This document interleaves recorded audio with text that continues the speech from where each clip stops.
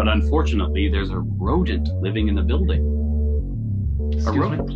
me? Yeah, a human rodent.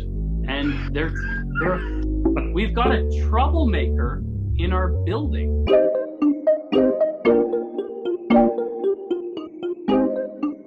What's up, guys? Welcome to the McInnes Marketing Minute, Social Distancing Acceptable. We are joined by Jay McInnes, myself, Ben Robinson, and today joining us is The Sensitive Vegan. Welcome, sir. Hi, guys. How's it going? How are you, sir? Oh, pretty good. Nice to see you again. Pleasure. It's nice to actually have some more human interaction.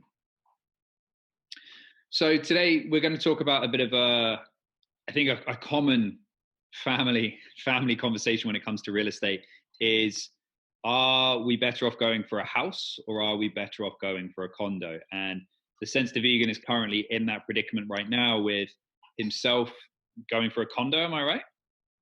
Opting for a condo? Yeah, well, it's not specifically that it has to be a condo, but I'm looking for a strata managed building rather than, no strata. Okay. So you're on that side of the fence and the missus is on more of a detached house side of the fence. Yes.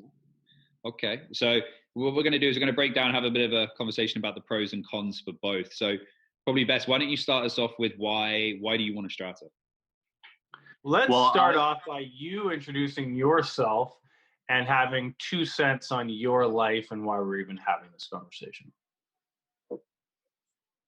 Are we going to edit that out? No, we're going to. No. Excellent. Let's go. Let's hear it. My name's The Sensitive Vegan. Please find me on YouTube / The Sensitive Vegan and Instagram, The Sensitive Vegan. Thanks for having me today. I wanted to talk to these two about basically, I have my mind made up. I don't need my mind changed. It's how do you change the woman's mind?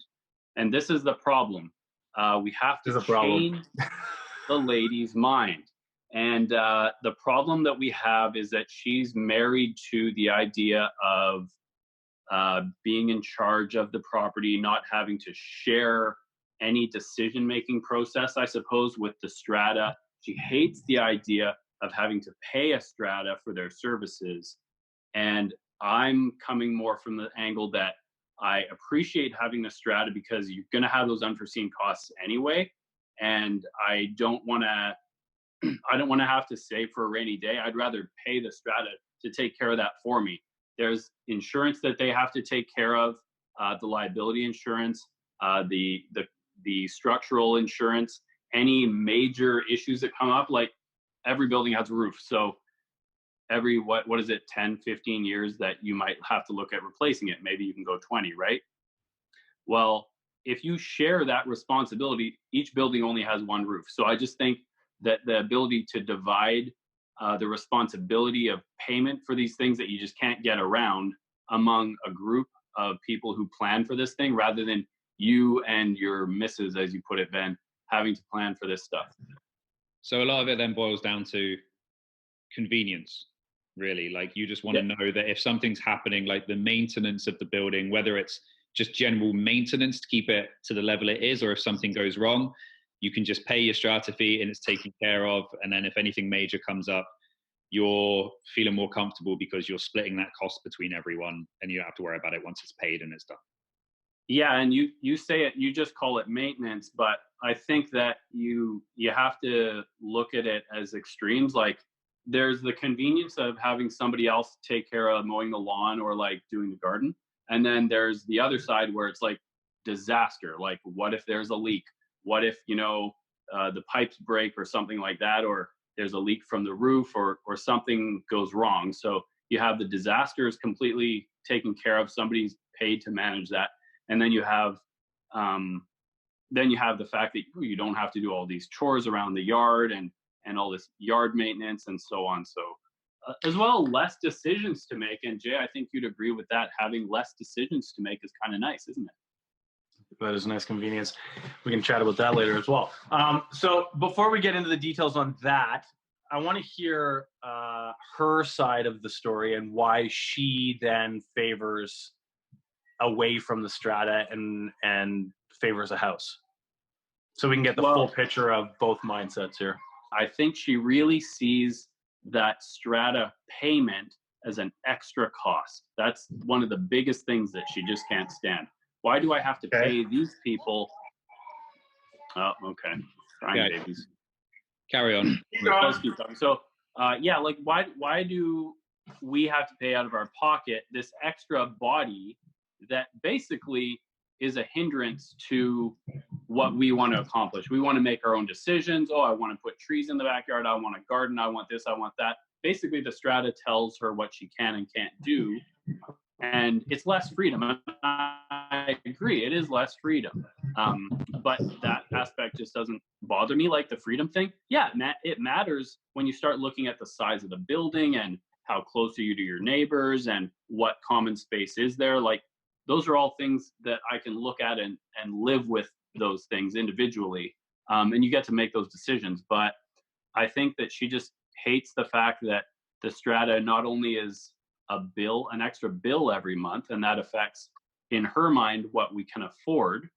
And I see that perspective, but also just having the fact that strata can make rules and tell you what to do.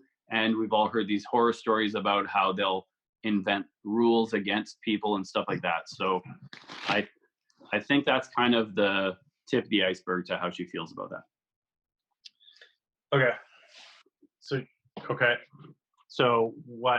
do we want to play this out? So I want to play devil's advocate here. So to who? That's what I just did. Well, I'm going to play devil's advocate. Well, kind of. I'm going to play devil's advocate here on your better halves, emphasis on the better halves opinion here. So the maintenance fee being an extra cost is, I can see why she's thinking that, because it's an upfront cost initially stated right there. You know you're paying that every month. However, a house is still going to need to be maintained, taken care of. It's typically more expensive to heat a house, things like that. So the maintenance fee, although it's not disclosed right up front when you buy it like a stratified property is, you're still going to have to, assuming you're going to keep it in good order, you're still going to have to pay for the maintenance of a home, and whether that's through your time as like landscaping, planting, garden, lawnmower, versus plumbing, electric, and everything like that. It's just not an upfront cost. Have you had that conversation with her? Yeah, that you're going to have those costs anyway. Part of her point of view is that, this bothers me maybe a little bit in some situations if the costs are too high, that she doesn't like the fact that the strata costs can go up. We've been looking at some newer units, townhouse complexes, and we're told, the strata is around whatever it was priced at, something reasonable, but we expect it to go up in the second and third year. And that kind of set off alarm bells for her. And I'm like, I kind of like the strata cost going up. I own a property that I rent out. I had to move for work, but I kind of like the idea of strata costs going up because one, it's going to keep the riffraff out of the building, I think.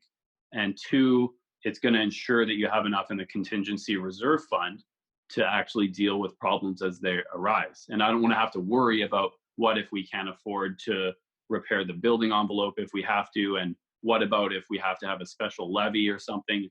I understand these are extra things to worry about because of a strata, but I think if there's kind of a sweet spot of how much it costs you, and then you're saving all this money by not having to buy a house anyway, and sharing the cost if there is a disaster or just the landscaping, whatever, then I think you're saving money in the long run with a properly run strata. And if it turns out to be a disaster, you just sell and get out of there. Contrary to that, prices going up and she like losing control of that. If we, for example, if I owned a house and I get my yard done like the building does, if there's any green area or garden area, they get it done every year, let's say. So if I get it done every year in my house, I see the option of, if it's my house, I don't have to do it. I can let it go this year if money's tighter. To a diversified cost that a whole building would be paying to get that same lawn done. At the same time, though, any trade with inflation, the lawn care group or guy or team that I got last year will be more expensive this year. So they're not putting it up because they want to put it up and make more money or anything like that. They put it up because the cost of getting the jobs done, typically speaking, costs more. Just don't forget, Strata are owners as well, right? So the Strata is made up of other owners. So typically owners don't just want to pay higher maintenance fees and increasing costs for no reason. Yeah, but my other unit is professionally managed. So we pay an outside group to manage the strata. They charge a fee for that. So that's where the concern is, that the management fee would go up. And yeah, I understand landscape, inflation, everything, all the costs of everything are going to go up, even especially after this nonsense with this virus. And my concern is that, or I guess her concern as well, is that management would simply just keep jacking up the cost to pad their own pockets. Is that something? There's multiple. I wish she was. companies. I wish she was here. I've seen this. So I couldn't make all this stuff up. No, I just think that, like, if the management comes back and says this is the new budget for 2021, and our fee went up 8%, and you say why, and they say because that's what we charge now, you can then say, okay, guys, this is ridiculous. We're voting. Let's go interview other management companies. Yeah. Just like, oh, this plumber is $200 an hour. This plumber is $150 an hour. I'm going to pick the 150. So, and that's why I say I wish she was here, because we're just telling you on the side that you agree with. On the other side of it, although she's not a huge fan of my social media, there's a chance she might watch this. So I guess you could articulate a strong argument and she might hear it. There you go, hopefully. And then the other side of that, though, is the benefit of, like, if I don't want to go and get my lawn done because money's tight or because I don't feel like it this year or whatever with a house, I don't have to do it. I'm not answering to anyone. So there is flexibility. It sounds like she feels like she's, like, financially bound or decision bound, which in Stratas, obviously, decisions typically mean money. And she doesn't like that fundamentally, as opposed to the flexibility of the house. If I want to get the lawn done, I'll do it. If I want to patch the roof, I'll do it. If I don't want to, I don't have to. So on the advocate to your side, as your pro strata in this case, how do you feel if a special levy for something is proposed, you don't want to do it, but it gets passed anyway, and you now still have to pay that $5,000? I'm cool with special levies because I care about my investment and protecting my real estate investment. So I would be all on board with a special levy. I'd probably vote for it, for whatever the building needs, but obviously on a case-by-case basis. Yeah, let's assume exactly the example you gave us. Let's assume it was a management company and they've increased their fees. They're like, everything's increased, so your maintenance fees are going up something higher, like 10-15%, and it's all purely based on the management company. How do you feel about that? If something gets voted, you don't want to go ahead with it, but somebody else votes, or enough people vote for it, and it goes ahead, and so you're now therefore paying more money. Well, you're saying that the cost is going up and not offering any reason for the cost to go up. So I would look at that as a problem. And if you stack enough problems up, then I would want out of that strata, and therefore I would need to get out of the building. That is a pain. I can see that being a real pain, because now I have to move, sell, worry about all this legal stuff, all this financial stuff, possibly not making what I wanted or even coming out at a loss because of decisions that other people made beyond my control that I don't agree with. So I definitely see her side there.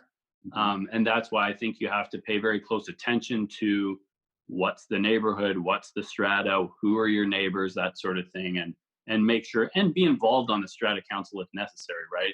And try to steer it in the right direction. So another one I'll pose across to you as well, something very real, which has been happening a lot recently, is the change to strata insurance. So everyone's seen about this on the news, but strata insurance premiums are up massively. So you're essentially getting the same cover as you were last year, but the premiums are now exorbitantly higher, not even a word. But we've seen anything from people being charged $2,000 or $3,000 as a special levy, to we even saw one and the maintenance fee went from $360 to $670 a month. And you're not getting anything extra in that. It's just the increase in cost that you have to pay for. But that, keep in mind too, that's not every building was financially hit at the same level, but every single building was exposed to that. Well, was this just in Vancouver? Because I didn't notice anything in my building. My insurance didn't seem to go up. This is a BC wide thing, but okay. Well, it obviously didn't affect everyone the same because I didn't even notice it. Yeah, I heard. If it's happened yet, it depends if you've renewed your insurance in 2020 yet. It may not have happened yet. And that's the building to renew their insurance, so I can expect costs to go up, right? Yeah. There's things that you can't control, right? So I definitely see both sides of the coin. That's just another thing that you can't control. So on a case-by-case basis, look at it, and if it works for you, then cool. If it becomes financially just non-viable, or you feel like you're paying a real premium to live there, then you might have to make other decisions. And definitely, like, I don't want this to seem like an argument. Like, you talk with your spouse and come to a reasonable solution that suits everyone. So yeah, I appreciate that you're giving me alternative perspectives, and it feels like you're trying to sway me back away from Strata now, and I still go back to case by case basis. I haven't seen I only have the experience of my building that I own in, and I don't have that issue or that concern at the moment. I could stand to see costs go up, and I don't think I'd have a problem with that unless it was extremely significant. I mean, playing devil's advocate on your side now, because I live in a condo. I live in a stratified property, and to be honest, I love living in a stratified property. For me personally, I like the smaller space, not having to take care and just the daily maintenance of a home, not the cost, but just the time and effort that goes into taking proper care of a home. And so I'm very pro condos, if you will, as us millennials are supposedly more pro condos in this day and age. But so obviously you're more on the strata side of things. She's more on the detached side of things. Is she leaning towards strata, or is she a hard, no, I don't want to live in a stratified property? It kind of depends which city we end up living in, because of costs of some of the bigger cities, as you know. So it depends where we're going to live, because that presumes what type of ownership we're going to have, whether, strata or detached. But one of the things that I see mostly on her side, because now I've moved into, I'm renting in the meantime, and I have hardly any space compared to what I'm used to. So I definitely see what space is worth at this point. And it's so important. I think I'm leaning away from, and, let me know if this isn't the right terminology, but away from condos and towards townhouses, because I want a little bit of a yard. I want definitely more than a studio apartment or a 1-bedroom or something. I'm looking for more space. So I see where that argument on her behalf is actually almost swaying me a little bit. That becomes a question, space. Do you, just going back, her fear, it sounds like, is, like we were saying, the unforeseen costs that could come down the line in a strata, and then having it voted on even if you don't want it, and then having to pay that. On the contrary, do you see value in a house, if the roof leaks, you can go up there and patch it or tarp it yourself and not get a roofer in to do it? You have the flexibility not to pay when you don't want to pay. Does that? Well, that's an interesting question, and part of that is personality. And personally, I'm not good at anything except cooking and decorating. So if something happened to the roof, I wouldn't be able to fix it, and I'd have to call someone anyway. So because, there's some handyman stuff that I can do. I could do definitely the yard maintenance stuff and the gardening stuff, but it's just, I'd rather not have to do it, because I'd rather focus on other things. I still think you can have a hobby garden in a townhouse complex that's a perfect size, and there's a lot of space. We looked at a townhouse units of, I think there were 3,500 square feet, and they were honestly too big. So I think certainly there's places where it's strata that is certainly enough space. It's just finding that kind of happy medium, I guess. So suppose the next question that comes with space is a family. So obviously you guys are engaged, congrats, and you're looking to take that next step together. So the next step beyond that, in 99% of the time, kids. Can you see yourself comfortably raising kids in a strata property, or do you get to a point yourself where you think, no, now we do need to look at a detached home? I don't think I'd notice a problem until the kids are a little older, because the townhouse units are so large that there seems to be enough space. I mean, kids are going to play. Ideally, I guess you want them in the backyard for safety, but I guess they're going to kind of play in the neighborhood and around the strata complex. So I think it's reasonably safe, and there's enough room when you have the backyard with a lot of those units. So I think it's kind of right on the verge of not being enough space. You want to make sure you have enough bedrooms, first of all. But then I think when the kids maybe are around the age of 8 and 9, I don't know why, but I think they need more space. Like, I'd go for the house. What do you think? Okay, more space, so you go for the house. That's assuming, let's say, the 3,500 square foot townhouse was an option, or whatever square foot house. I think a lot of people look at this equation as, my goal, period, is to end up in a house. And a lot of people that we talk to, Ben, that's their progression, their real estate progression. So they see from wherever they are in it. A lot of people want to end up as an end result in a house, be it when they have kids or when they have a 9-year-old or a 15-year-old. If the space, like you're saying, and a lot of people do that because they want to get out of a condo or a townhouse that is not 3,500 square feet, because that's bigger than a lot of, let's say, entry-level houses. But they want to get out of the smaller and into the bigger space in the form of a detached. If you can go townhouse at 3,500, do you personally have that, like, I want to end up in a house as an end result in you? And if you do, why? Or if you don't, why? No, I don't really think about it that much. I'm more like, if I like the place and I think it's the right size for us, I don't think of, oh, one day I'll have a house. I don't know. That's, for some reason, that's just not important to me. Being that a lot of these units seem to be big enough for us, I guess I just don't really think about that. So the townhouse 3,500, that's fine. That's workable. It's a pretty large townhouse as well. Like, well, it's huge, but like, things, yeah. When you exhale of despair there, you thinking, you're thinking house somewhere, right? Yeah, it's not really the American dream, is it? We're not Americans, so that's fine. It doesn't matter, because it's our culture. Canadian. So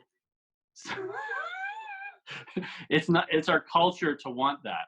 It's our culture to kind of have, like when you're watching a movie, like a family movie, and they always have the house and the birds with a white picket fence, and you associate with that, and you that means something to you. So I guess in the back of my head, maybe that's there, where I'm like, yeah, it would be, I wouldn't want to be old in a townhouse or an apartment. Do you know what I mean?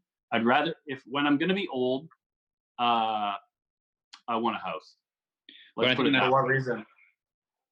It's just, there's a lot to be said about being older, and like you said earlier, I want nothing to do with those decisions. Mm-hmm. So strata is way easier because I don't have to make any.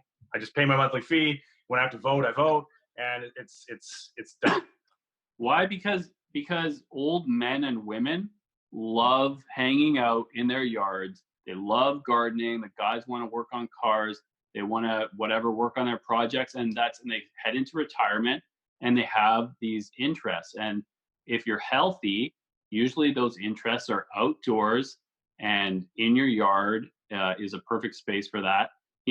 Barbecuing and things like that, dinner party, whatever it is. I just think that's more healthy to have that type of life as you grow older. When you're younger, you're probably working really hard so you can maybe one day have that. And look me now, I'm talking my way back into a house after you ask those questions. So it's interesting. Because I mean, the reality at this point, I just want to. Sorry. The reality is there's no right or wrong, right? Because those reasons that you're saying why you would prefer a house, there are a lot of people on the other side who it's the same reason why they would prefer a stratified property. Exactly like Jay said, they don't have to worry about anything. They just pay their maintenance fees, they vote, maybe pay a special levy, they're done. It's a smaller space to take care of. Like they can have a small yard if they want. Much easier. Yeah, but do you know what what I think a lot of this has to do with like human psychology, where you always want the next thing. So in the Vancouver market, you have to agree that the prices are so high that a lot of people can only dream of having a nice condo.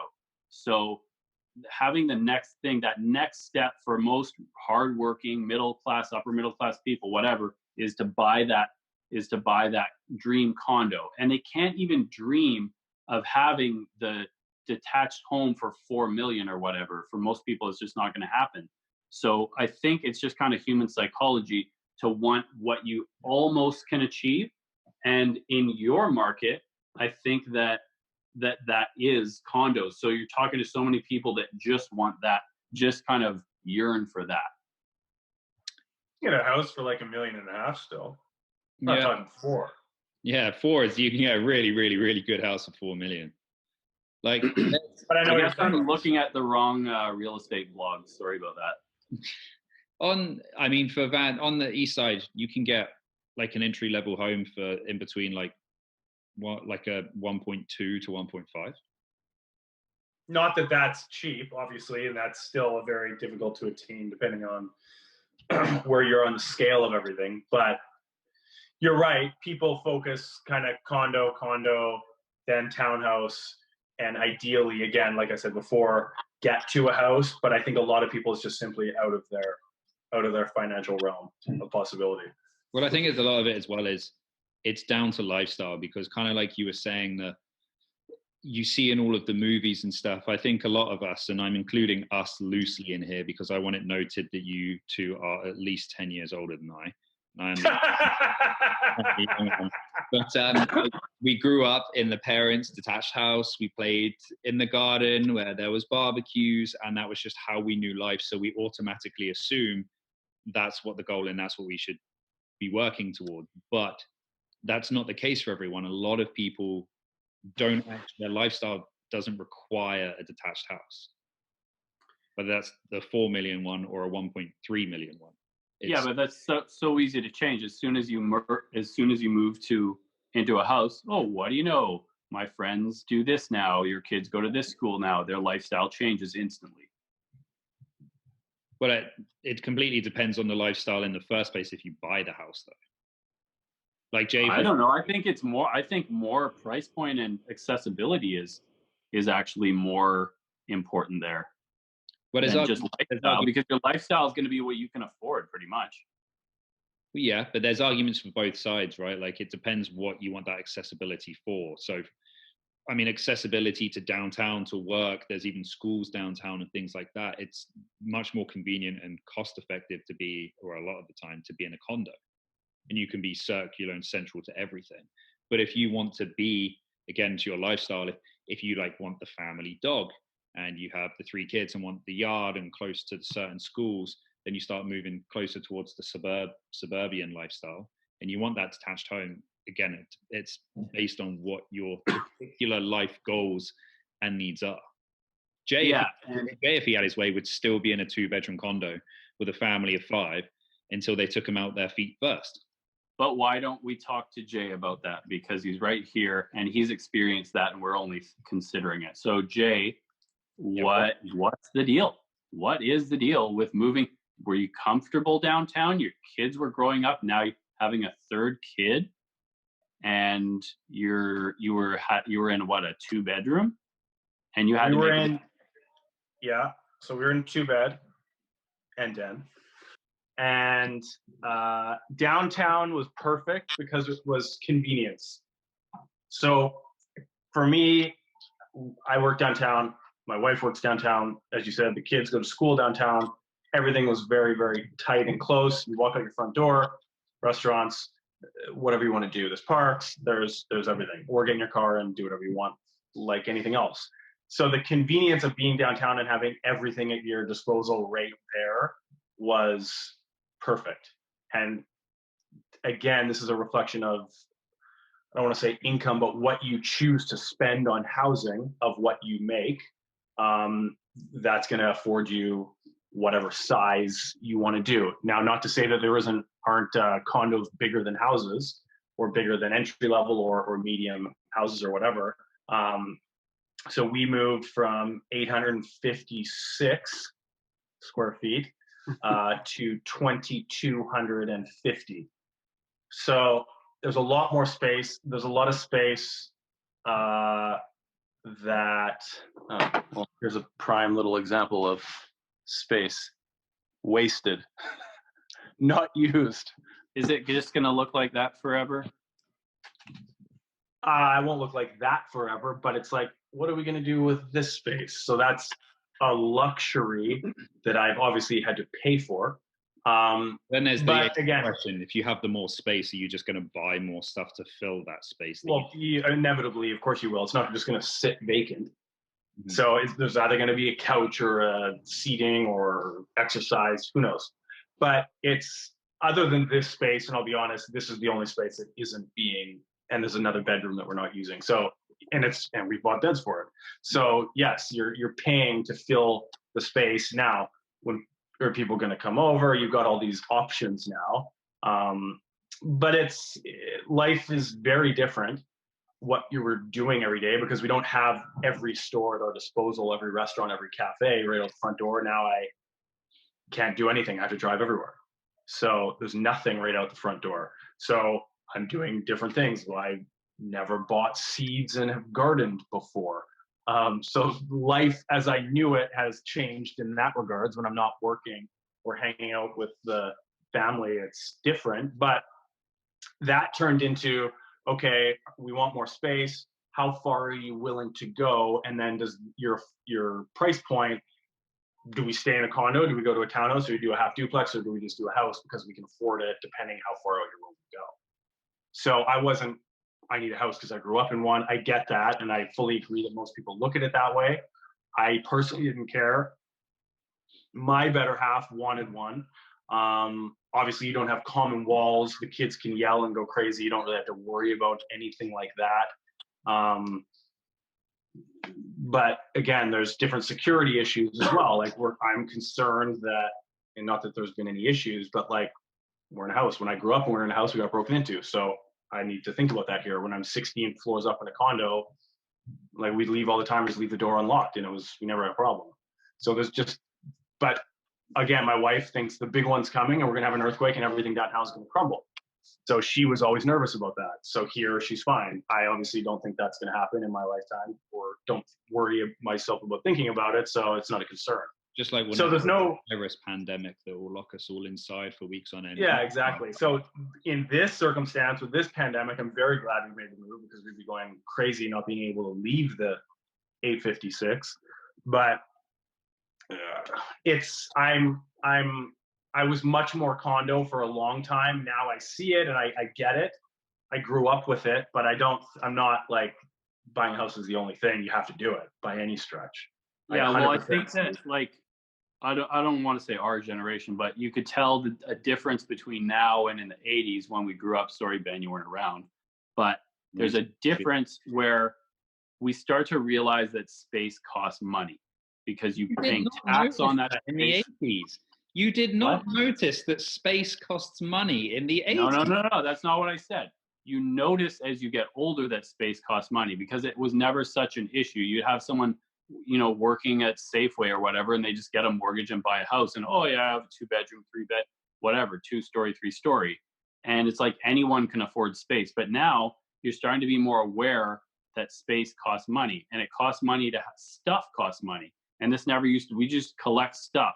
And now it's like, okay, well, that space could be rented out. And I feel like in the 80s, people never thought about that. So it's like, no, you're paying a premium to have this space because not only are you paying taxes on it, but you're paying to store the stuff in that someone else could turn around and pay you to rent that parking spot or that garage space or whatever. And I think that that's very evident growing up now, how expensive space is when some people don't even have a parking spot in their own building, right? So I think that probably a lot of the people that you associate with are very aware of that. And am I correct that a lot of the sales that you do, most of the sales are condo sales that you're involved with? So that's a large Yeah. part. That's a large part of them, yeah. Yeah. And So I I think, just think, But also with that, like we last year we did condo sales like upwards in 2 million plus. Like you can buy houses for less than that. So people are now, I think, very much so the reason I love living downtown, buying the convenience of downtown. And these are not young people. And these are people I know that have kind of bought and sold and whatever along the way. And it's always been condo because they work a lot. They either do or don't have kids, but everything's right there and it's just easier. well, So what's it's more? Okay, so those $2 million condos back in the day, and say talk about these $4 million condos today. What is it about them that's so luxurious that they cost that that huge price, more expensive than a lot of houses? okay, so I'm going to touch on a couple of things here. First of all, to summarize Jay's talk, the reason why you moved from a condo to a detached house was because your wife wanted to, correct? Yes, correct. Okay, so that's summarized. On the answer to your question, Dean, is you can. Who the hell is Dean? That's what I'm used to calling you. The sensitive sensitive vegan.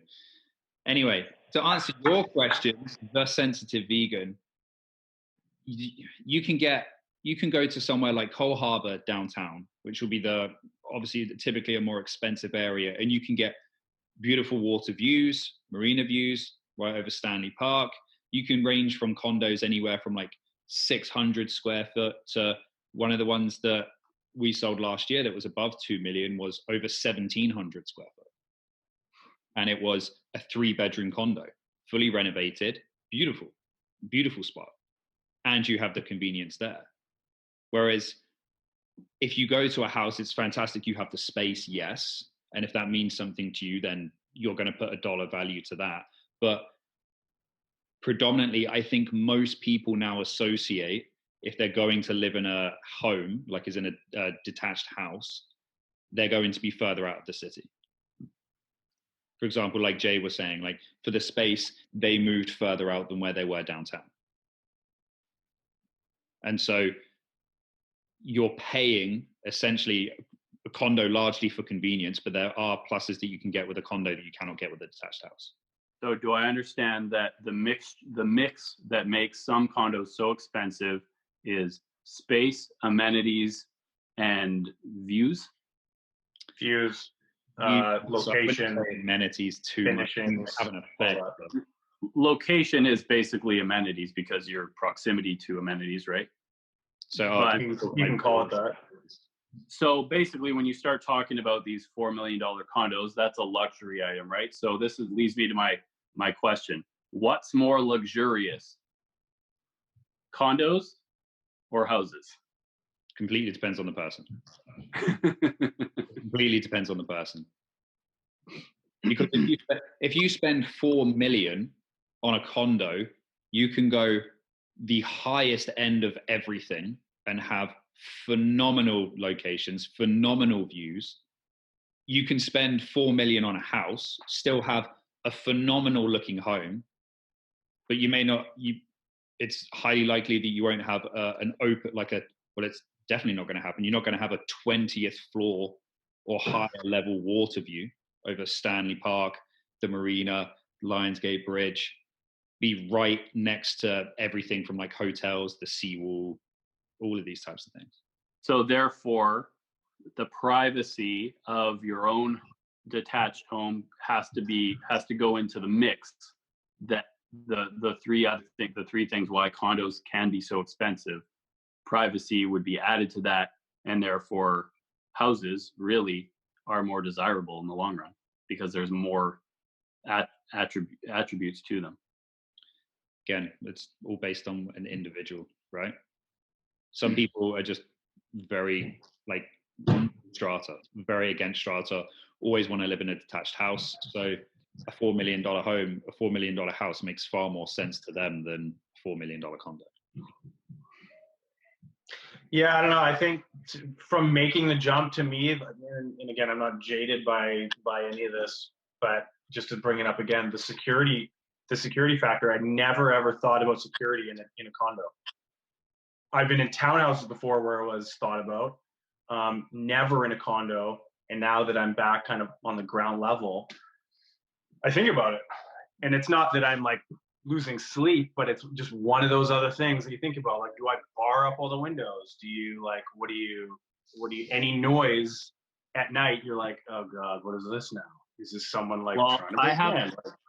I have a different perspective to that. So I now for the first time have security concerns now that I'm living in a rental condo. And the reason for that is that you can't control all the people that are around you. Unfortunately, so other residents, you're saying? Yeah, and I decided to pay a premium on my rental and get, I'm in a brand new building. There's luxury condos all around. But unfortunately, there's a rodent living in the building. A rodent. Yeah, a human rodent. And we've got a troublemaker in our building. And I had to call the police once because there was an assault going outside. And now this person, oh, so it's like real. Okay. Real. There's a crazy in my building. And the problem with that is that I can't control whether they're in or out. They have access to my building. Now, the management group wants them out, but it's a problem because there's all these rules that they have to abide by and they have to respect their privacy and all this. And it's a huge process for getting rid of these people. So now I'm more I'm not terribly concerned about my personal safety, but people in this complex are in more danger than they would be if they had their own space, because there's people in this building that you can't control whether they're here or they come and go, and who do they bring into the building? Yeah, no, fair enough, for sure. There's definitely very real. Yeah, security.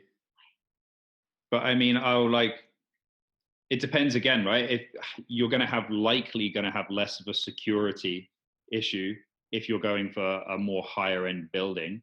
And then playing devil's advocate again, it's very common to have basement suites and for those to be rented out to people in houses. How well do you really know all of your neighbors and anyone who's possibly renting down below? Of course there's a risk, but it's different when you have 100 people in the building rather than one rental suite with one couple that you've chosen to come move in, because just statistically out of 100 people you're going to have one bad one, right? Well, so as you push more people together, you're locked. So they're like locked per floor. So if you live on the 10th floor and there's a troublemaker living on the 22nd floor, it's highly unlikely, unless they cause a scene or an issue in a common area or to you in an elevator, that you're going to be a part of that. Yeah, there's obviously controls in place, right? But still, they're within your building and they have access, and maybe there's a way they can slip in the elevators, slip onto other floors and things like that. Or you could be sharing the floor with them. So what we've seen recently is a lot of people were going more towards condos. Just they are cheaper, they're more convenient typically than the houses are.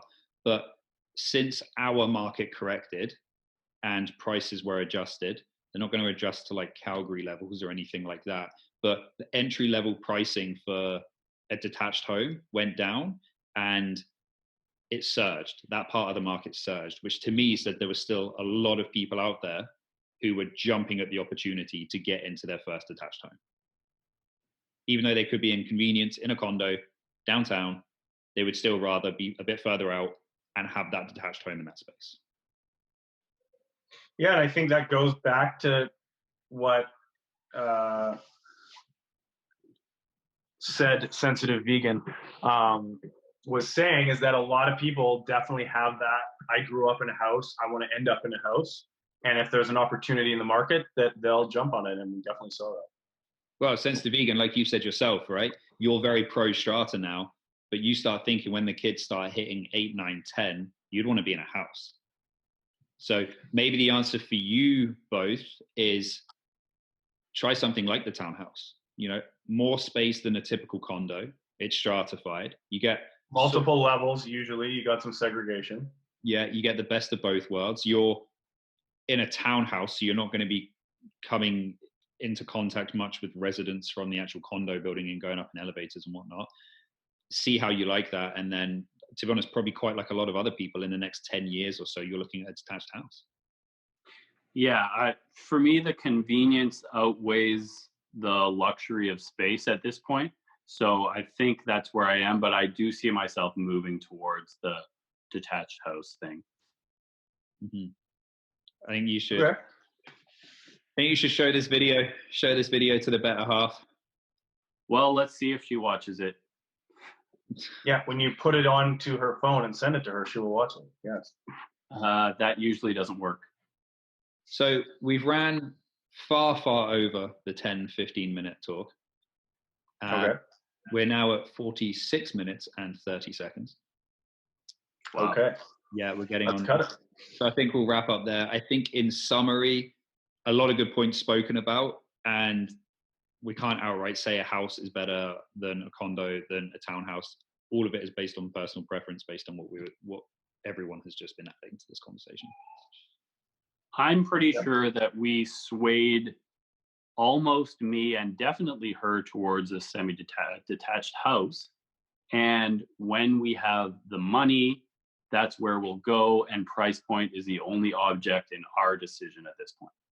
We're going to pretend for the basis of this conversation that half duplexes don't exist. That could be an option for both of you as well. Perfect. So that's like a townhouse with no stratosphere, for the record. Yeah, I don't like that, because I think that's where you start to get involved. I think that's more of a problem because it opens up for disputes between neighbors when there's work that's necessary to be done. It can, but usually the only blend is the roof, and there's a party wall, and between the two units, and everything else is totally segregated. We split the roof because we're both using it, but everything else has its own system, its own entranceway. Everything else is very black and white. Well, this came up actually in our discussion that maybe we would move towards that. She was in favor of it because she hates stratas. So what would you say to that? Because my standpoint is I'd rather be in the stratified unit. My first point is that there's a 99% chance she's going to win. So if that's the most you're going to get out of her at this point, speaking from experience, fair enough. Always. But I think it's a good option to. I totally get your point, but also to side with her on this, the convenience you're looking for, all these things are going to get taken care of. You could say on the house side, none of these things need to be taken care of until it's mandatory. So I don't need to worry about anything. Well, I don't think broken pipes are much of a choice. You're not gonna. This is all what you're buying, and that's a whole other conversation. But yeah, I think if a half duplex comes up, that it's a good option. It doesn't resolve your needs, which is the convenience of not having to worry about anything, because the strata does, but it will get you one step closer to a house and gives her the benefit of not having to pay that strata fee. You have to stop thinking about your needs and see how you can benefit and cater to her prerequisites here at the end of the day. How does that make you feel at the end of the day? A happy wife, happy life. Didn't want to agree with it, but now that I'm in it, it's 100% true. Okay. I think the duplex is the right option, to be honest. You're getting the best of both worlds. When something goes wrong with like the roof, like Jay said, you can split it between one another. So you get the split of that cost. And you're getting the size that you kind of prefer with the townhouse as well. You're not paying typically as much for a duplex as you are for a detached house. Well, I think you need another 45 minutes to sway me on that. Part 2 next Thursday. Okay.